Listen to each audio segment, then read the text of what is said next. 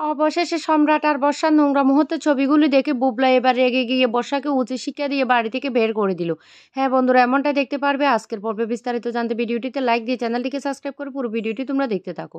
গল্পের শুরুতে আমরা দেখতে পারবো ও বারবার করে বুবলাই সম্রাটকে বলতে লাগলো, আচ্ছা তোমার কাছে ঠিক কী কী প্রমাণ আছে তুমি একটু আমাকে দেখাবে?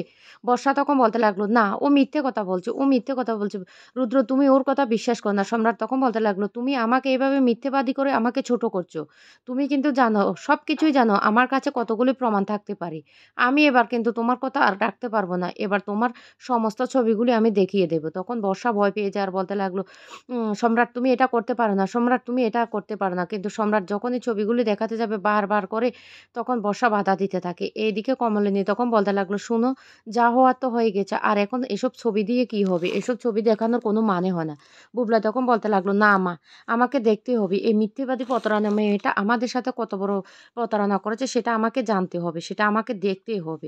বর্ষা তখন বলতে লাগলো, শুনো সম্রাট, তুমি কে কত টাকা দিয়েছে, কত টাকা দিয়েছে ওই মেয়েটা? তুমি টাকা খেয়ে এই বাড়িতে এসে এসব শুরু করেছো, আমার সংসারটা নষ্ট করার জন্য তুমি উঠে পড়ে লেগেছো। তখনই সম্রাট বলতে লাগলো, একদম বাজে কথা বলবে না, একদম বাজে কথা বলবে না। ওই মিটির সাথে দেখা না হলো না আমি তোমার শ্বশুরবাড়িতে আসতাম। এমনকি তোমার শ্বশুরবাড়িতে আমি আবারও আসবো। বুঝতে পারছো? তুমি তৈরি থেকো তার জন্য। কারণ আমাকে এভাবে ভালোবাসে ঠকিয়ে তুমি অন্য আরেকজনকে বিয়ে করে নিয়েছো, সেটা তো হতে পারে না। আচ্ছা শুনুন, আপনাদেরকে আমি বলি, আমার সাথে সে শান্তিনিকেতনে কাটিয়েছিল ৩ দিন। তাও আবার কলেজে ডিসকাশনে যাবে সেই কথা বলে। তারপর সেখান থেকে ফিরে এসে আবার বাড়িতে চলে এসেছিল যাতে কেউ কিছু জানতে না পারে। আমি চাকরি পাইনি বলে সে আমাকে বিয়ে করেনি। আপনাদের বাড়িতে ছেলে তো চাকরি পেয়েছিল। কিন্তু এখন তো আপনাদের ছেলেরও চাকরি চলে গিয়েছে। শেষ পর্যন্ত বর্ষা তুমি কি ওকেও ছেড়ে চলে যাবে? বর্ষা তখন বলতে লাগলো, একদম বাজে কথা বলবে না। আমি বলছি, তুমি একদম মিথ্যে, মিথ্যে কথাগুলি আমার নামে এভাবে বলতে পারো না। তখনই বলতে লাগলো, কোনটা মিথ্যে, কোনটা সত্যি সেটা তুমিও বেশ ভালো করে জানো। তার যথেষ্ট প্রুফ আমার কাছে আছে সেটা তুমি জানো। বাবিন তখন বলতে লাগলো, শুনো, শুনো, এত কথার তো দরকার নেই। যা হওয়ার হয়ে গেছে, এবার তুমি যেতে পারো। তখন বর্ষা বলতে লাগলো, খবরদার তুমি যদি আর একটা কিছু বলো। তখন বুবলাই বলতে লাগলো, না, আমাকে সব সত্যি জানতে হবে, এমনকি সব সত্যি নিজের চোখে দেখতে হবে। তার আগে তুমি এখান থেকে যেতে পারো না। কুচি তখন বলতে লাগলো, বুবলাই এসব বাদ দে না রে, বাদ দে। কিন্তু কিছুতে বাদ দেয় না। তারপরে সম্রাট যখন ছবিগুলি দেখাতে যাবে তখন বারবার করে বর্ষা বাধা দিতে থাকে। তখনই বুবলাই রেগে যায় আর চিৎকার করে বলতে লাগলো, আর একটা বার যদি তুমি বাড়াবাড়ি করো না, আমার থেকে খারাপ কেউ হবে না। কেউ হবে না। তুমি এখান থেকে সরো। এই বলে বর্ষাকে ধাক্কা দিয়ে সরিয়ে দেয়। তারপরে ছবিগুলি একের পর এক দেখতে থাকে। আর ছবিগুলি দেখে তো পুরো রীতিমতো বুবলাইয়ের মাথাটা ঘুরে গেল। আর বলতে লাগলো, এসব ছবি? সম্রাট তখন বলতে লাগলো, আরো আছে, আরো আছে। তোমাকে আরো দেখাচ্ছি। দেখো, এবার তো তোমার বিশ্বাস হবে। আর সেই ছবিটা ছিল একটা ঘনিষ্ঠ নোংরা ছবি। আর যে ছবিটা দেখে বুবলাই কিছুতে নিজেকে স্থির রাখতে পারে না। এদিকে বর্ষা কি করে মুখ লুকাবে সেটাই ভাবছে। আর কুর্চি তখন বুবলাইয়ের এমন অবস্থা দেখে বলতে লাগলো, এবার কি হবে, এবার কি হবে? এদিকে বাবিনে ভয় পেতে থাকে বুবলাইয়ের এমন অবস্থা দেখে। বুবলাই তো সেই ঘনিষ্ঠ মুহূর্তের ছবিটা দেখে রীতিমতো মাথা ঘুরে পড়ে যাবার মতো হয়েছে। কমলিনীও কি করবে বুঝতে পারছে না। তখন বলতে লাগলো, তারাও বিশ্বাসঘাতকতা। এই বলে মোবাইলটা যখন ভেঙে ফেলতে যায় তখনই সম্রাট বলতে লাগলো, ওই দাঁড়ান, দাঁড়ান, দাঁড়ান না, আপনি আমার মোবাইল কেন ভেঙে ফেলছেন? এটা তো আমার মোবাইল, এদিকে দিন। এই বলে মোবাইলটা নিয়ে তারপর বলতে লাগলো, বর্ষা আমি কিন্তু আবার আসবো, আমার কাছে আরও যথেষ্ট প্রমাণ আছে, আমি তাহলে যাই।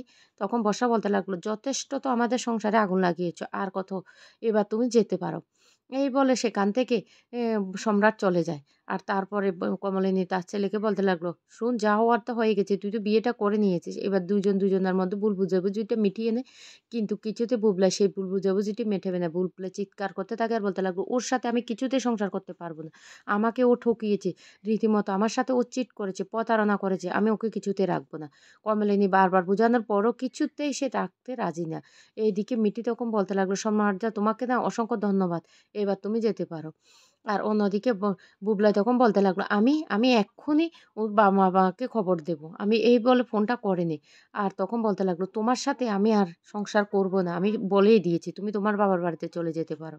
এইদিকে সবাই রীতিমতো চিন্তিত হয়ে আছে, কি করবে বুবলাই? সত্যিই কি বর্ষাকে বাড়ি থেকে বের করে দেবে? আর তখনই বর্ষার মা-বাবারা এই বাড়িতে এসে হাজির হয়ে যায়। আর হাজির হয়ে বলতে লাগলো, আমার মেয়েটা কি এমন অন্যায় করেছে? কি এমন অন্যায় করেছে যে তোমরা আমার মেয়েকে এইভাবে বাড়ি থেকে বের করে দিতে চাইছো? এই কথাটা বলতেই তখনই বুবলাই বলতে লাগলো, ও কি অন্যায় করেছে সেটা এবার আপনাদের মেয়ের থেকে জেনে নিন। তখনই বর্ষার বাবা বলে ওঠে, ও তাহলে তোমরা নিজ আঙুল দিয়ে বুঝিয়ে দিয়েছো তোমরা কেমন ধরনের মানুষ, তোমাদের পরিবারটা কেমন।